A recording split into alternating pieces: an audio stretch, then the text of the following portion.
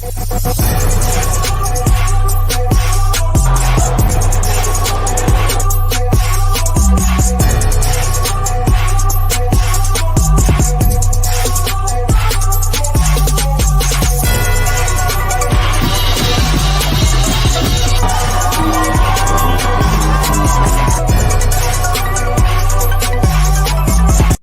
we are a day and a half out of the Red River Rivalry, this being Friday. Actually, less than that. Chance Mock was highly recruited out of the Woodlands, and he entered a time frame with the Texas Longhorns as a quarterback where the talent was aplenty, and the quarterback room was loaded. Seeing that video, Chance Mock, first and foremost, I've got to ask you, seeing the tunnel, as we're going to talk about all that, what all the Red River Rivalry entails, did that do anything for you emotionally or trigger any emotions from games that you were a part of? Well, it always triggers emotions, right? So one thing that about this game that's different than any other game that we play in is it really is a hate-filled game. Yeah. It's a game we can't stand them, and they can't stand us, and that's fine. I don't give a shit. Excuse my language, but oh, you can use it. But I don't care what they think about me. It's really irrelevant to me, and I think they pretty much feel the same way. But it's interesting because all these other games, A&M, when we used to play in A&M, and it was such a great rivalry. But when we would play those games, man, that was like playing with your brother, right? You're fighting in the front yard, and you beat the crap out of each other, and then you dust off. You go inside, you get a glass of orange juice. And, you're back being brothers, right? Like for a little bit, we're going to compete, and I'm not going to let my brother get the best of me. But I will say when it's done, you're still my brother. Whereas the OU game, it's more like the kid down the street that nobody really likes came into my front yard and started picking on my brother. And now we're about to fight. And you ain't coming in for orange juice after that one.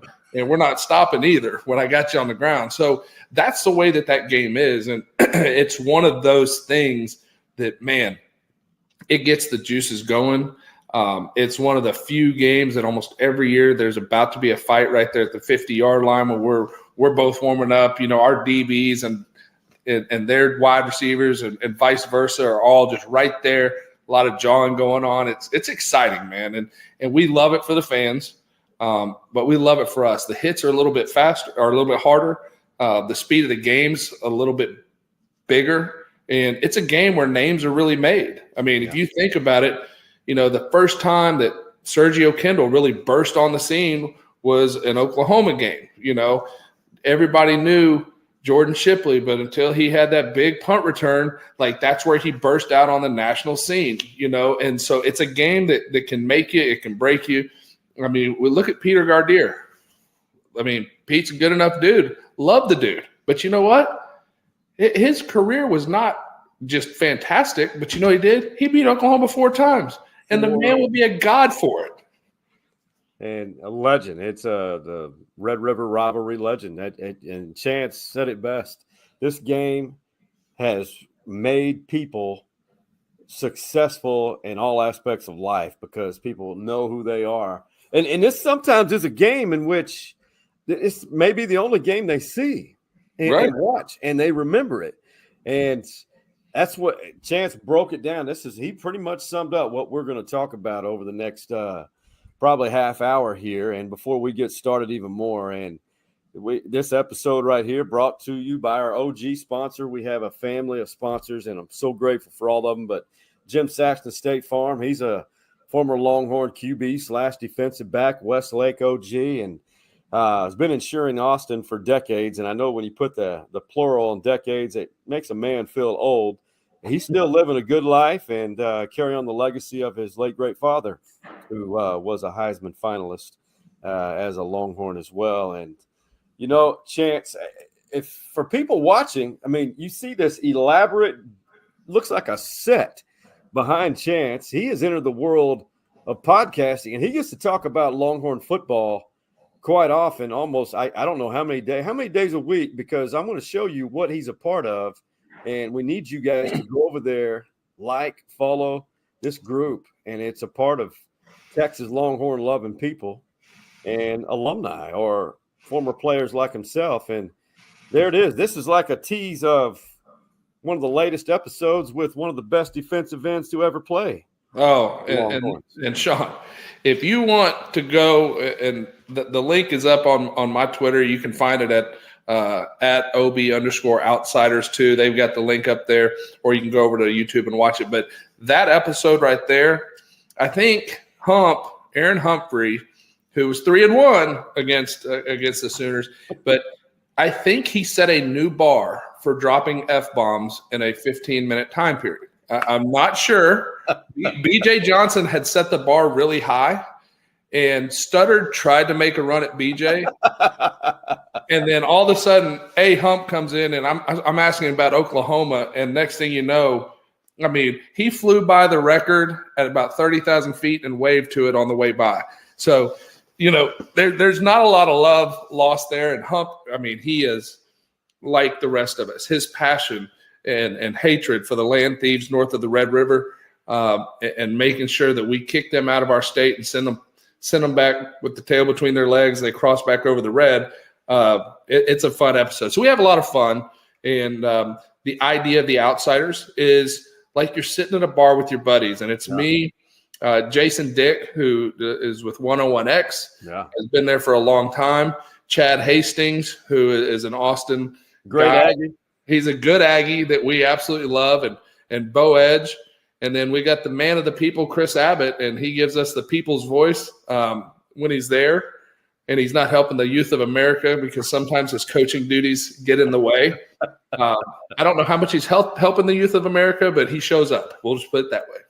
No, it's a great podcast and a collection of good talents. And that's the beauty of current where we are now. Podcasts are the way to go. And it's better than, I'd say, better than any news agency, if you will, because you get real stories, real people, meaning just authentic, and people get to know really and can relate to it because it's really what we're going to, like you said, Hump, the F-bombs, everybody.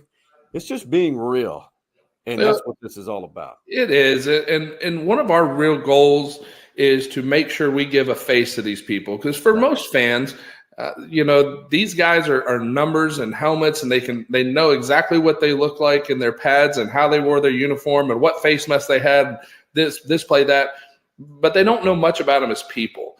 And I think it's very easy to sit in the stands, to cheer when you want to, criticize when you don't. Texas fans, I haven't been to a lot of Texas games. I've been to one since I quit playing. And that was 2019 versus LSU. And not going to lie, part of that was to watch LSU. And, but the reason being is because the first game I went to, I was actually sitting with Sandy Williams, Sandy, Ricky's mom. And I was sitting there with Miss Sandy, and she had brought some kids to the game. And there was a group that was sitting behind us, and, man, they were just cussing these kids out. I mean, of course, not the kids sitting, but the kids on the field, the 18, 19, 20-year-olds that I assure you, they want to win more than you want them to win. They're the ones that get to hear the criticism. They're the ones that have to walk through campus and have everybody looking at them if they don't win. So I promise you, they want it more than you do. They want it more than I do. I mean, I want this game on Saturday bad. I want the relevance running into the SEC. I want Yormark to have to put his tail between his legs and hand the Big 12 trophy to the University of Texas, and we take it with us. That's what I want. And so, but then all of a sudden a good play, and they're screaming and hollering and loving these kids that they were just cussing. And I was like, this is ridiculous. And so what these podcasts do and what you're doing is putting a face to the people, right? Only thing that most people ever see of these athletes is one of two things. The interviews that they do that the university has put together, and therefore they're speaking the company line. You're getting coach talk. You're getting the things that they have told us to say. Before we ever step into any interview, they kind of run down some of the stuff that we need to stick to. And so you're getting bullet points. You're getting your bullet points. Or in the unfortunate event that somebody makes a poor decision and is caught on camera. That's the only thing that most people know. They might run into them at a restaurant and have interaction with them at an event or something like that, but they don't know the people. And so what these podcasts do is allow people to meet the people and understand that the guys underneath helmets, they're real people too, and they have their own problems. And, one of my favorite Mac Brown stories of all time, and it's something that I've carried with me forever, is that he said, if you could take your worst problem and write it on a piece of paper and put it up on a bulletin board, and that problem would be gone forever, but you had to take somebody else's problem and now you had to carry that cross. Once you started looking at everybody else's problems, you'd be grabbing real quick to get yours back. And so that's something that really, really stuck with me, that I hope that, through your platform and ours, we're able to bring a face to these players and personalities that, fans have come to love, and understand they're people too. They deal with stuff just like the rest of us. They all have their problems. They've all had struggles going through life. They've had their wins. They've had their losses. And to really personalize those people. No, that's profound with Coach Brown. And that's just one of many things that you guys have learned along the way with he and that staff that you guys had. And, Chance, if you're wondering, you know the name. I mean, he came in and was the quarterback, and he and Vince Young were 1-2, 03. He had a great game against there was quite a few opponents you had a great game against, Arkansas. And I remember that. I was still in the biz, if you will, and I had an off weekend, and I drove in, and I remember it being extremely hot. It was. Arkansas was really good. Yep. And you had a great game. It was just Arkansas was that good as well. They were. 3rd and 21 was the backbreaker, really. A double 3rd and 21, double move on the outside. And when you have really great DBs, they want to make a play. And sometimes the moment can get a hold of you. And, you bite, you know that you can't give up the deep ball. But, you kind of make a read on what looks to be a hitch, and you kind of make a jump, and then, next thing you know, it's got a first down. And it changed the trajectory of the game, and it really affected my longevity as a starter, because it was what allowed the alumni to be able to come in and really start pressuring for Vince to be on the field more. But it necessarily wasn't anything that I had done. That young offensive line that became phenomenal with Studdard and Sinline and Hill and Blaylock and the whole group. They were babies at that time. And Coach Brown and Coach Davis felt that Vince's running ability gave us a better opportunity. And I always thought it was funny coming out of high school, and most people don't know this. Yes, I was a 5-star, and still to this day, I think I'm like the number 4 or 5 highest or 6th highest rated player recruit wise. And it's kind of funny because I came in, I ran a 4.4, I had a 40-inch vertical, and everybody said I'm too athletic. They're going to move me to safety. I'm too athletic. I can't play quarterback. They're going to put me at safety. Well, then all of a sudden Vince gets there, and now I'm not athletic enough. Now I was too athletic for the position, and then I wasn't athletic enough. So that's what Texas fans do for you. Yeah, I will say this about Texas fans: loyal, but quick to turn. Not all. There's a good portion, because I've only been a true fan. I mean, I've always been it. I've been able to be a fan since 2019. Actually, sit and see every game, and it's been hard for me because hearing the things around me, and trying to process it, and like, man, really, that's what you think is happening? Yeah, is that you? That's not how that. No, that's not why that individual's in there. That's not what they're trying to do. No, and it's all that. But you and I could go on for days. And I know this game means Texas OU means a lot to you, and it means so much to so many people for many reasons. And I always love these stories about the tunnel, but I want to show you a video that I thought was amazing. And listen to the sounds as Quinn Ewers is running out of this tunnel at the Cotton Bowl. And it showed, I mean, just for everybody who doesn't know, and surely you know by now, it's 50-50. Texas runs out of the OU side.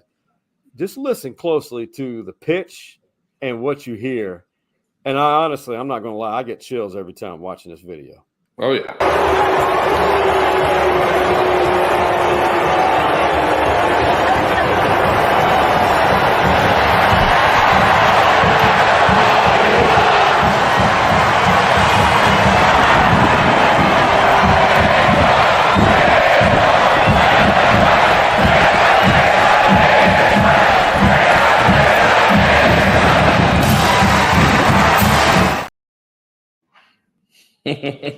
Goes from boo, you get about the 50 and you hear, "Oh, you sucks."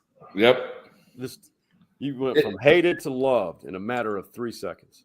Well, it's crazy because, I mean, number one, you're really not sure what they're throwing on you coming out of the tunnel, because we come out when Oklahoma's on Oklahoma's side. I mean, you got people throwing beer on you. And, I mean, we had somebody throwing orange at us one time. I don't know how, because they got netting now. They didn't for a long time. And so, you're going out there smelling like booze, and, Coach Brown's kind of looking at you like, "Did you drink last night?" You're like, "No, it was the 96-year-old woman that threw a beer on me back there. She was missing her teeth, and now she's missing her beer because it's all over me." And, but it's such a neat deal, because that game, there's always – it's like playing two games in one. Yeah. Because typically if you're on the road, you're constantly fighting the noise and the chaos, but you really can shift it in one drive. Like, you start backed up to your 20 and you can't hear a thing. And it's so loud that it's you can't really tell it's a boo as much as it's just a hum in your helmet. And then all of a sudden you get past the 50 and down to the 40, and now it's quiet. I mean, all the noise behind you, it doesn't reverberate. And so you can literally change it in the middle of the game. And it's funny.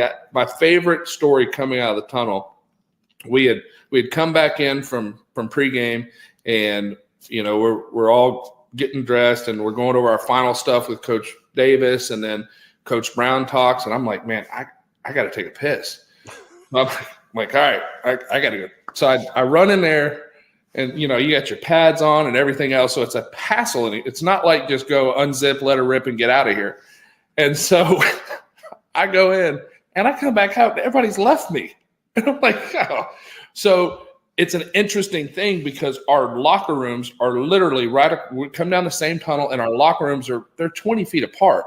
I mean, you can look in the other guy's eye that you're about to kick their ass, and it's completely different than any other game. You don't get that face-to-face until – that first time on the field, that first snap, you might talk during pregame, stuff like that, but you don't have that intense moment.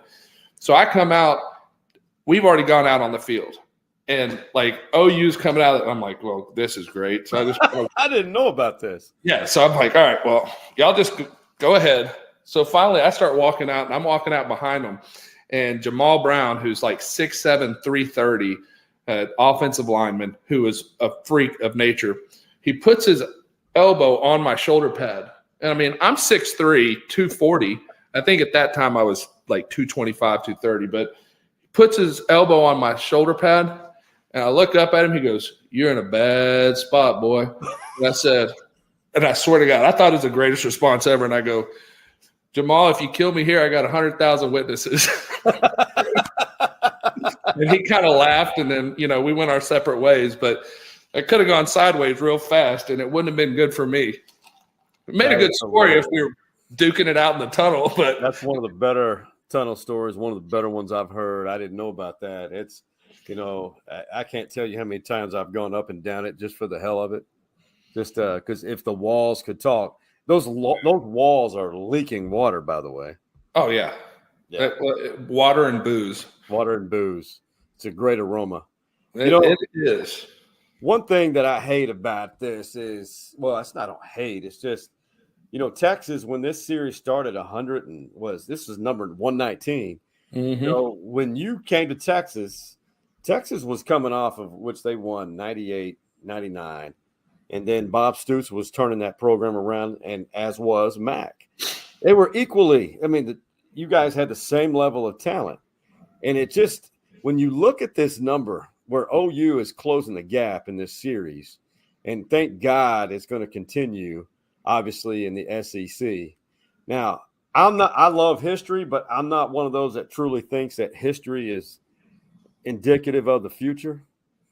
But if you look at the overall lead by 13 for Texas, but if you look at this is the one that's mind-blowing. In this century, they lead at 16-7. It doesn't even feel that way, does it? Well, it doesn't, but you have to remember we started out 0-5. And so if you take that one out, you take those away, you take away 15 of the wins. 5 of the wins for them. It changes a little bit and it balanced out. But those early years, we had some funky games. We had the game where Quentin Griffin scored 6 touchdowns. We couldn't stop him. We couldn't find him. That was the thing. Like the defensive guys, even standing on the sideline behind our defense, when he would get the ball, you couldn't see him. Now, that changed the following year or 2 years later when they got Adrian Peterson, because you could hear Adrian the second he got the ball. He sounded like a damn horse running. He came around the corner, and it was literally like and you're, what? This is not an 18-year-old kid. And, it turned out that AP had a phenomenal – he actually lived here in the Woodlands for a little bit. He had a phenomenal career, and it was really a pleasure to watch him. And guys like Roy Williams had a chance to go play with Torrance Marshall and who, attempted to kill me at certain times. And then we decided we would be teammates for the Austin Wranglers and really ended up having a good relationship. And he's really a good dude. It was pretty funny because when we first got in the locker room together, like there was no love lost between me and Hump and Greg Brown. We were on the locker room with Ramon and Torrance. And it was really like almost standoffish. Yeah. And then, I don't remember exactly what happened, but, I was kind of messing with Torrance at practice and tried to run him over, and it kind of caught him a little because we're in shells, Yeah. And you're not allowed to hit the quarterback anyway. But I was like, well, we're going to loosen this deal up a little bit. So tried to run him over, and he didn't know what to do. So I got the better part of him, and I was like, all right, are we good now? He's like, no, we ain't good. You just tried to run me over. And I was like, but you can't hit me. And he kind of laughed about it. And it was like, all right. So then the ice got broken, and, we ended up becoming buddies. But that shows how deep that rivalry is. Yeah. The fact that, 3 years later, we're in the locker room together and can't figure out if we really need to talk to each other or, do we just need to square up and figure this out like right now, which – with Torrance, I probably wouldn't have come out very well in that one either, but at least I'd have had Hump on my side. Hump, man, that's one guy you want on your side.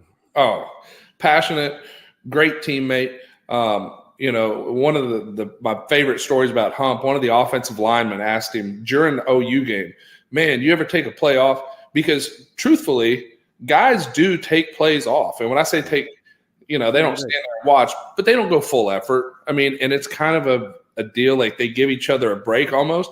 Hump doesn't know how to do that. He goes every freaking play. Like there's only one way to play this game, and that's how he plays it. And, that kind of stuff permeates and it gets passed down. And that's what I'm hoping that this team is doing. They're building a culture of toughness, of we're going to take the fight to you. And once that culture gets there, and we got a young team right now, if that culture gets built in there now, then these new guys that are coming in, Texas putting together a hell of a recruiting class right now. Those young guys are going to come in. And it's going to be, guys, this is the standard that we play at. And you start getting policing it at practice. If guys take reps off at practice, they're getting their ass jumped by players on the team. Like, hey, we don't take plays off. Not at practice, not at games. And then the coaches don't even have to get involved. It's the players and the upperclassmen teaching the younger classmen how we practice, how we work, our mentality, how do we come into games? How do we prepare for games? Those kind of things. And once that culture is there, watch out. Well, I think you're on to something. Actually, I know you are, because Brent Venables, who was a longtime defensive coordinator at OU under Stoops, and, he shared duties with Mike Stoops part of the time. And then he, recently came back from Clemson. He worked under Dabo. This second year, and just eliminate the 49-0 win that Texas had over a quarterbackless OU team, but it's still they dominated. But this team has Brent Venable's attention, and his reaction in his own opening statements, I believe it was on Tuesday. I mean, this says it all. And this is, I mean, Venables is genuine. This is what you call mutual respect. I was convinced that everything was going to be just fine, and we got all these all-star stats here that I had to read over on my way over here. Appreciate that, Mike. But these guys are home run hitters, man. They're the real deal. Excellent players. They're going to play the game a long time. And our guys are excited about the challenge. It's going to be a real challenge. But these guys are really, really good, and they're well coached. Talking about Xavier, A.D. Mitchell, the running backs, Quinn Ewers, the O-line. I mean, you know what that is? That's coach speak. That is, I'm going to go as far as I can away from any bulletin board material. I'm not going to say anything that Chance's dumbass would say. I'm going to say what a coach is supposed to say. And that's right out of Mac Brown's playbook. If you remember, Max, his whole deal was, and we talked about bullet points. And that was his whole deal. We come in and, hey, they got a great offensive line. These guys are really powerful. Their defensive line runs to the ball well, a lot of speed on the back end. Like that's coach speak. Don't believe any of that. Now, I think Venables is a smart man. Yeah. And he knows what he's up against. And Texas is big this year. I mean, they are abnormally big on both sides of the ball. They're winning in the trenches. They're having their will enforced on people, and it's not like it starts early. Texas fans are like, hey, well, we're starting slow. No, we're running our game plan. We're wearing you down and throwing people at you in waves. And by the third quarter, that's why you start seeing things open up, because people get tired of getting their ass mauled for 3 quarters. And then this is what Nebraska used to do in the 90s. Mm-hmm. If you think about it, and I'm more of an NFL fan than a college fan, and I know that people are going to hate that. And so I like the NFL game. I like Mafia. Yeah, that's right. Hey, always got it. Bills Mafia, always. But, so I like that NFL style game. And the NFL game uses the running game to open the pass. You have to have them. The defense has to respect the running game. And if you run the ball, you control the clock. You let your defense rest. Your play action is now open, and your big shots will happen. Prime example, the Buffalo Bills. What's the difference they're doing this year? They're able to run the ball, and it takes the pressure off of Josh.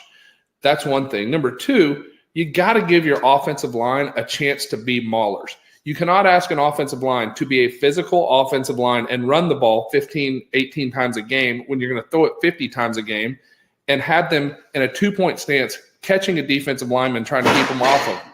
You've got to give them a chance to go maul some people every once in a while, And that's what I love about what this team is doing. And I love Sark's game plan. Don't abandon the run. Stick to it. Make them stop it. And give them a heavy dose of it. And guess what's going to happen? The play actions are going to be there. The deep shots are going to be there. And that's what happened in Alabama. And the best part about Alabama, eating up 7 minutes at the end, that Alabama defense couldn't get off the field. Do you want to know how demoralizing that is to a crowd, to a defense? It just wears you down. And the offense is sitting over there going, we got to get back on the field, but they can't get off the field. They just can't. No, it's beautiful. That's how it's supposed to work. And that's the thing. I'm glad you said that, because, I've been one that I didn't really criticize, but I was all right. I noticed, okay, Rice is having a good year. Yep. I thought Wyoming is tough, physical. And Josh Allen 2.0 played quarterback that game. Josh Allen 2.0 did a hell of a job that game. Big kid, strong arm. So I was starting to wonder if it's just this team's identity. They're a second half team, but it's what you said. It's all part of the game plan. Stick to it and wear them down into submission. Well, and that goes back, Sean, to what we were talking about, fans. And they want what we call alumni plays, which is the big plays for 60 yards that get the fans out of their seat, strike up the band. But if you want to win championships, you have to be able to stick to your game plan, understand what it is, and don't get baited into doing it. You know, games can change real quick. You take 2 deep shots and miss on them, and then now you're in a 3rd and long, you're behind the chains. All it takes is one misstep. You're punting the ball back to them. Whereas if you're taking you're chewing up yardage and you're getting into 2nd and 3 situations, 3rd and 1, you know, now you get that first down. All right, we're ahead of the chains again. 1st and 10, I get a 6 yards on a run. Oh, now it's 2nd and 4. I can have a little fun with this. Go play action. You might hit a deep ball there. Well, all right, now we're 3rd and 4. Guess what? We're going to run a screen for 6 yards, pick up the first down, and you got to just keep doing it. You know, fans don't want to see that. They want to see the high-flying acrobats, but you know, I ask people, I say, okay, would you rather see the touchdowns and flip a coin if we're going to win, or would you take an 18, like a 24-6 victory? Would you take a 24-17 victory? Would you take a 12-9 victory that no touchdowns were scored and everybody kicked field goals, but you get the win? You take the win all day long, you know, and that's where fans become fans. Fan is short for fanatic, right? Yeah. That's what you are.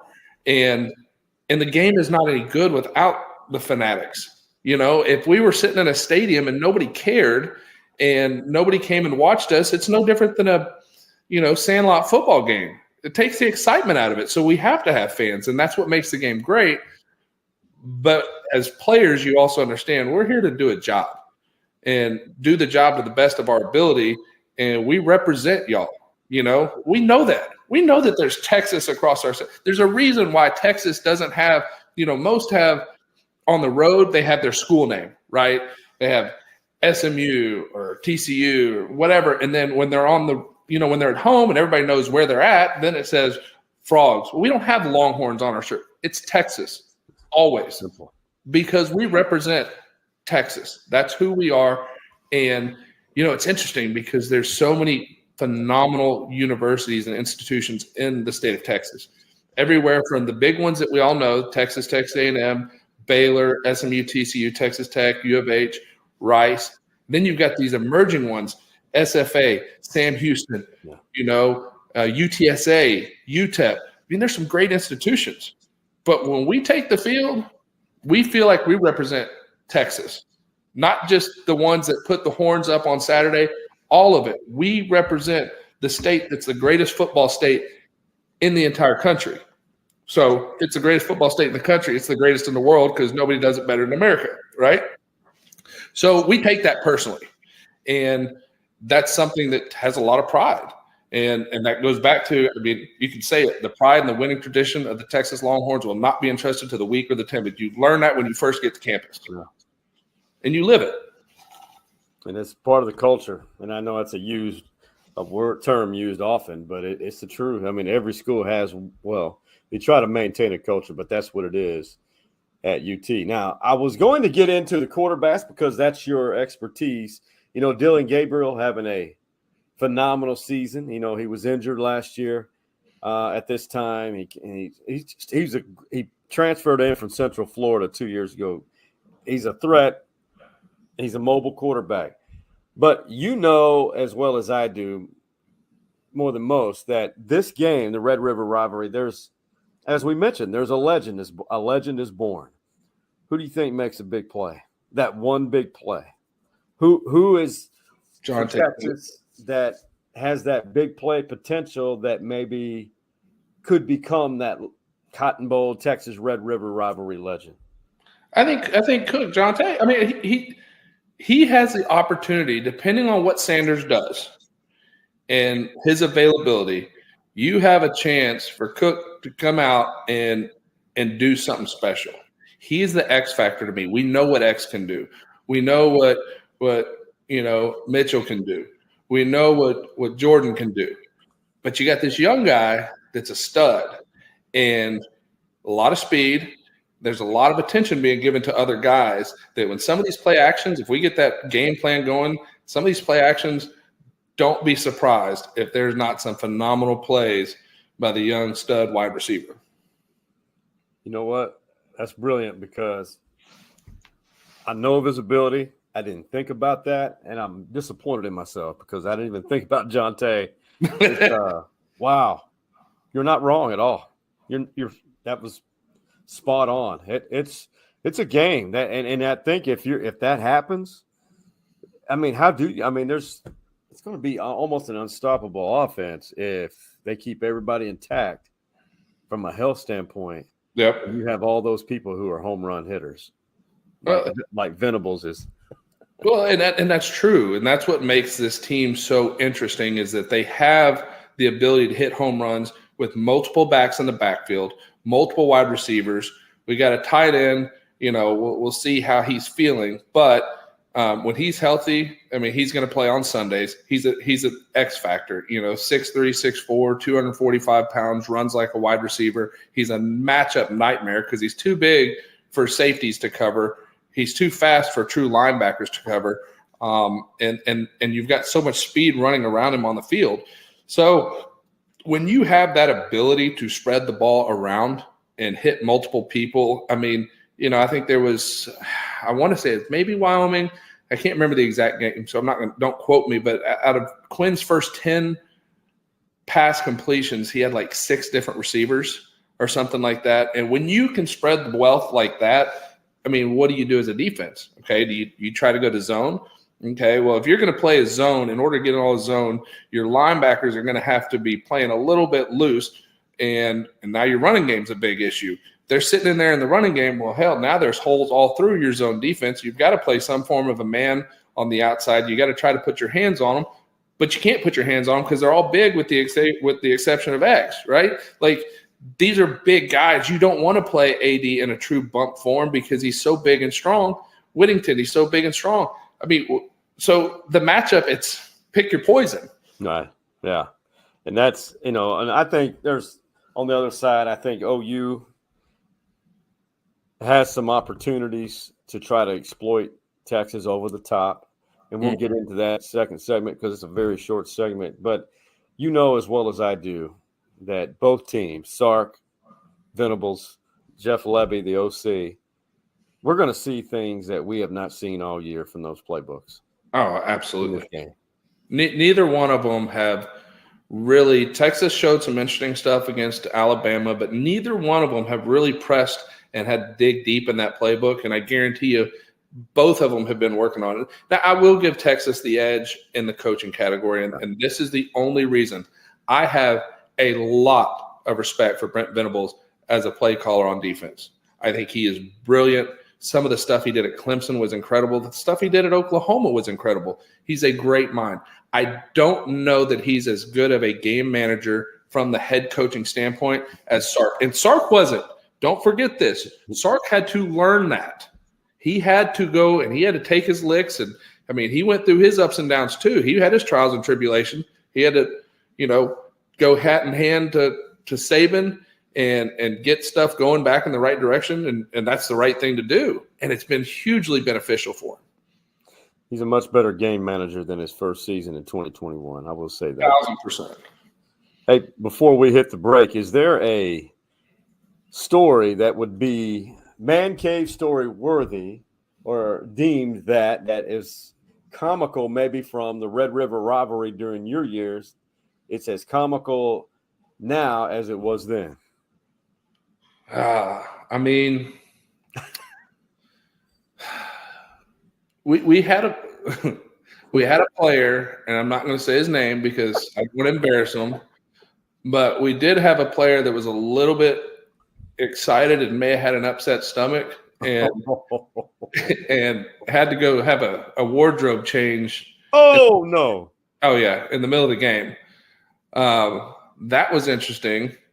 I still think the funniest one to me was with Jamal Brown, which I've already told you. And it was just, number one, I was so proud of my response because I didn't have shit else to say to him. But, you're in a bad spot here, boy. So, yeah, well, if you kill me, I got 100,000 witnesses. So you got that gate to the fairgrounds there right there. Yeah. Although he probably had 300,000 of his fans out in the fairgrounds that would have ushered him out before anybody could get to him. I love it. Chance Mock, everybody. We're going to take a quick break, and you get to see in this Hargrove roofing ad your old teammate Stevie Lee as an actor. Does a pretty good job. We'll talk more Red River Rivalry on the other side of this break. Here at Hargrove Roofing, we try to think outside the box to kind of get the creative juices flowing. So I brought in my friend Stevie Lee, former defensive tackle for the Texas Longhorns. He's going to help the team strategize, really motivate them, light a fire. This guy's going to block down. This guy's going to block down. You put your butt into the guard, and that way my Mike linebacker gets free to do what? Not only are they going to learn a thing or two, but they're going to also leave with a great attitude and a bunch of smiles on their faces. I'm sorry, what does this have to do with roofing exactly? Get out. Right now. I said get out. For me, that's what it's all about. It's just having fun, making our employees have a great time. Hargrove Roofing. Know who's on your roof.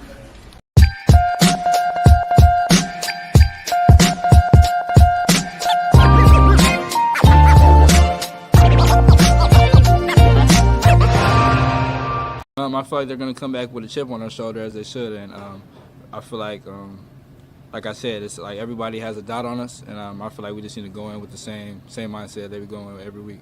It's a big game. It's a very big game, and it's my favorite game. I love this game every single year, and we're going to do everything in our power to make sure the Golden Hat stays in Austin. You know, one thing we keep preaching to our players is starve your distractions, feed your focus. Chance, I love it. I love what he said. I've never heard that before from anybody, much less a coach. Wrap all this up. It comes down to this. What's your prediction for this edition of the Red River Rivalry?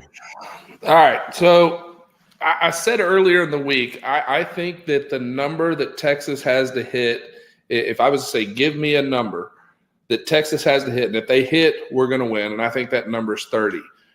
Because I don't think that they can score more than 30 on our defense. I don't see it happening.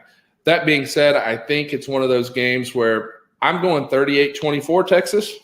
That's my prediction. I've got it written down it's like the draft day movie, Mac no matter what. Like I've got it 38-24 just written right here, and I've been circling it all week, and I've been trying to find a way to change that. I think it's the Red River Rivalry or the shootout or the showdown or whatever the hell they want to call it because they keep changing it. Terrible branding. By the way, for a university like Texas that is so good with branding everything, the fact that they can't get one and stick with it drives me nuts. But, yeah, 38-24 is where I think we end up because I do think there will be some – look, Oklahoma's got some players. Yeah. Okay, Dylan's a good quarterback, and they will scheme up, and there will be something that happens, and they'll get some plays, and they're expected to. They're a good football team. I'm not going to say they're a great football team, but they're a very, very good football team. But I think they're tested in a way they've never been tested, and I'm sticking to it. I like that. Real quick, I think viewers, just because of the nature of this game, there's so many unpredictable things that happen in this game. And players really, truly rise to the occasion, and weird things happen. Weird things happen. I think Ewers is picked off, but I also think he throws 3 touchdowns in this game. I think it's going to be close going into the fourth quarter, and they wear them down, and Texas hits that 30 and win 30-20. I like it. I will say this about Quinn. To me, this is the ace in the hole for Texas. I have been very, very critical of Quinn's playing down to a competition level at times. One thing he has not done, look at the Alabama game before he got hurt last year, the Alabama game this year, the Oklahoma game. He plays big in big games. There's yet to be a big game that he hasn't showed up in, and I think he shows up on Saturday and really puts himself dead ass in the middle. It's hard to dethrone a reigning Heisman, especially when he's the freak that Caleb is. But he puts himself squarely in the middle of that conversation with a big game this weekend. I respect that, man, and I respect that you made some time for this, brother. And I owe you a few beverages. That's all I can say. Well, you better get your wallet out. Yeah, hey, payday's Friday. We'll have it done. We'll have it saved. And also, I'll leave you with this. If you limit the OU band where they play Boomer Sooner to less than 20, that's a good day for the other team. Well, if you keep it to less than 20, I mean, considering that they play it 18 times before we ever kick off, that's a good day. It's a damn good day. I hate that freaking song. I mean, God bless. Every time I hear that song, I just want to throw something. So I'm gonna relax. We're about to do the Outsiders podcast because we are legitimately worth a shit. Worth a shit. Follow them. Follow Chance Mock. He's entertaining, has good views from politics to sports. It's all educated, and he's a fine American. That's all I got to say. Hey, for Chance Mock and the OG Man Cave boys, that being Hardball Hard's Big Mike and Coach Mo, what do we want to tell them, Chance? Hey, love you guys. Tune in. Check out everything that Sean's doing, man. One of the best people out there. Harge, love the dude. And you guys are doing some good stuff. And it's always a pleasure. I appreciate the fact that you think enough of me just to at least share the waves with me for a little bit. Hey, we'll do it again. All right, brother. See you, Chance Mock. We out.